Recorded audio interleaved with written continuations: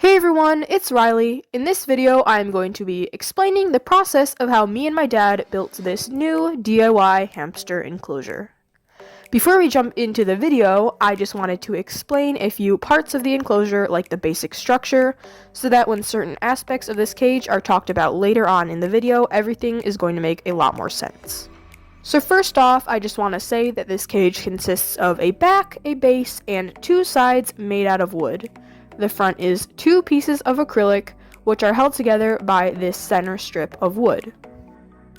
This center strip has a groove cut in both sides, which allows the acrylic pieces to set into that, and it attaches both of the acrylic pieces together. The very front of the sides and the base of the cage have a groove cut along them in which the acrylic slides and sets into. Lastly, the very top of the enclosure has this long strip of wood across it with a groove cut in the bottom that sets on top of both of the acrylic sheets.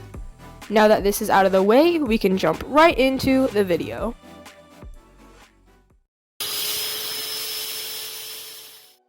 So the very first step to building the enclosure was to figure out the measurements. I decided on 2 feet by 2 feet for the sides of the cage and 2 feet by 4 feet for the base and the back of the cage.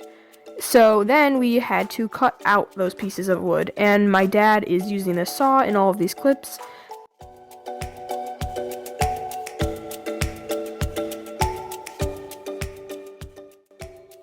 The wood that we are using is 1/2 inch thick birch plywood.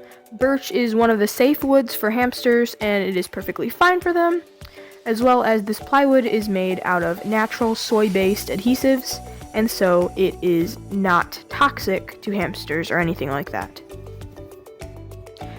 And here we are just trimming off thin strips of the plywood so that the cage pieces will fit together perfectly, or as close to perfect as we can get it.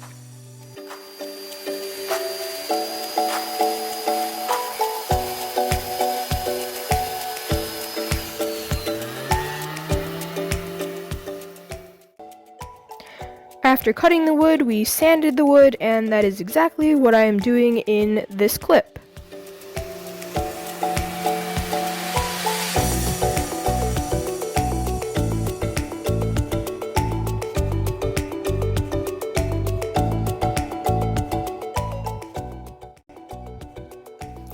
After sanding the cage, I was ready to brush on the varnish. This is water-based and non-toxic, therefore it is safe. I brushed this onto both sides of all the 4 pieces of wood, base, back, and sides. And this was to make the cage more water resistant, to seal the wood, as well as this allows the contact paper to stick onto the cage, which is added on later in this video. Next, we went down to the basement to use the table saw, and my dad is using this for me. We cut a groove in the front of each of the side pieces as well as the base piece. This is the groove in which the acrylic will set into once we assemble the enclosure. I did explain this in the beginning of the video, but here is just a close-up look of that groove so that you can really visualize what it looked like after we finished cutting it. Now here's just a really quick clip of us pin nailing the cage together. We wood glued the sides of the cage together how we wanted them, and then we used the pin nailer to secure it in place. Now, I didn't get many clips of this process, and I am sorry for that, but here is a picture of the cage once we had attached the back to the base and attached one of the side pieces on. Once we had wood glued and pin nailed every single side of the cage together, it was time to contact paper the inside of the enclosure. So here I have just labeled the section of wood in which I have contact paper on, and since my contact paper roll wasn't wide enough for my cage, it was more like 20 inches wide, whereas I needed 24 inches wide to fully cover my cage. I had to put a strip of contact paper along the empty portion of the wood. Next, I moved on to the back of the cage and I laid a strip of contact paper across that. I did the exact same thing with the left side as well as the right side. Lastly, to finish it off, I placed a large piece of contact paper across the back of the enclosure and did the same thing for each of the sides. In order for each 2-foot square of acrylic to fit onto the enclosure, we needed to trim a little bit off of each one.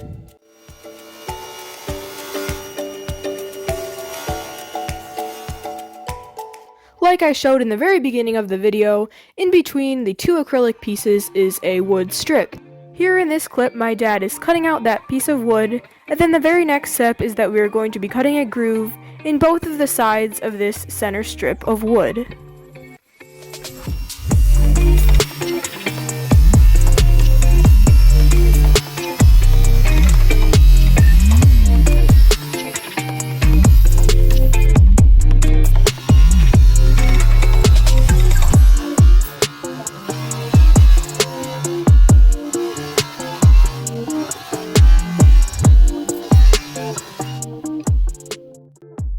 Next, we moved on to cutting out a very long piece of wood that would lay along the top of the acrylic sheets.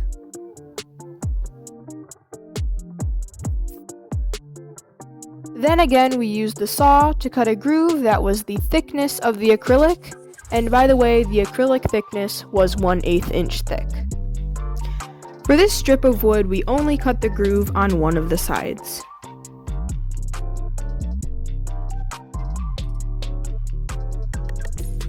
Next, we could assemble the cage by placing the acrylic in the front. We slid the 2 acrylic pieces down through the groove in the sides and set them into the base, then slid the center strip through the gap in the 2 pieces of acrylic, and finally set the top piece on the top. And if the acrylic looks cracked in this picture, it's just because I didn't remove the protective coating yet. Next, we screwed wheels to the bottom of the cage.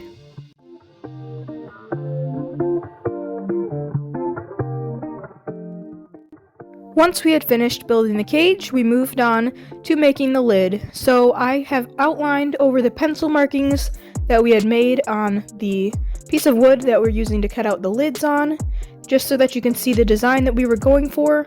So we have a frame going around a square. That square is going to be cut out and mesh is going to be put in place of it.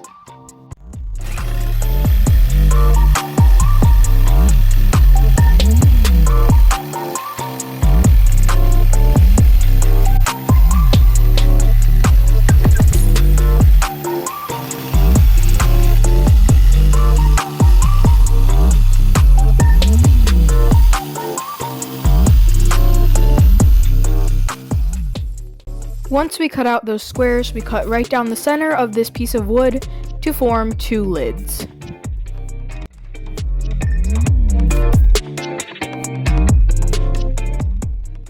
Next, we just trimmed off a little strip of wood on each of the lids to make the frame that went around the empty square even. Here are both of the finished lids, and I think they turned out really nice. But now it was time for me to add wire mesh to the insides of the lid. I used wire cutters to cut out the mesh to the desired size, and in case you're wondering, the mesh that I am using is a 1/2 inch grid.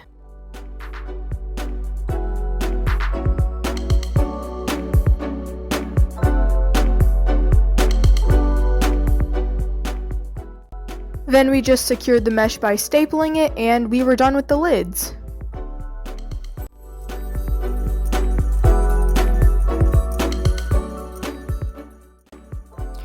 In order for the lids to be able to open and close, we attached hinges to the cage. Now, I don't have any actual video clips of us completing this process, as it was a struggle holding up the lids and screwing them on and positioning the hinges to how we wanted them. It was kind of a mess. So here is a video of how it turned out after we had finished attaching hinges to the cage. After attaching hinges, we came up with a system so that the lids would stay closed, and we decided on magnets. We drilled a hole on both sides of the cage and dropped a magnet in and glued it with epoxy, and then we put a corresponding magnet on the lid.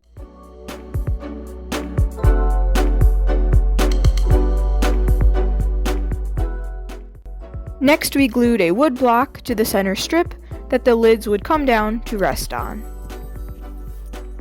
We glued 2 magnets to this block of wood and to the corresponding portion of the lids.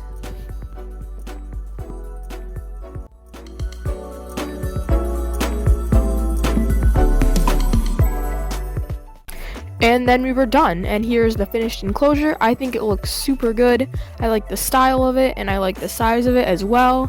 It's 1,150 square inches of floor space, which is absolutely amazing. I never thought that I'd actually be able to build my own enclosure, and I had been wanting to for so long, so I'm really glad that we finally built one. I'm really happy with how this turned out. Maybe this video helped you in some way to come up with a process to make your own cage, or inspired you to make your own cage. But thank you so much for watching, and I hope you enjoyed the video.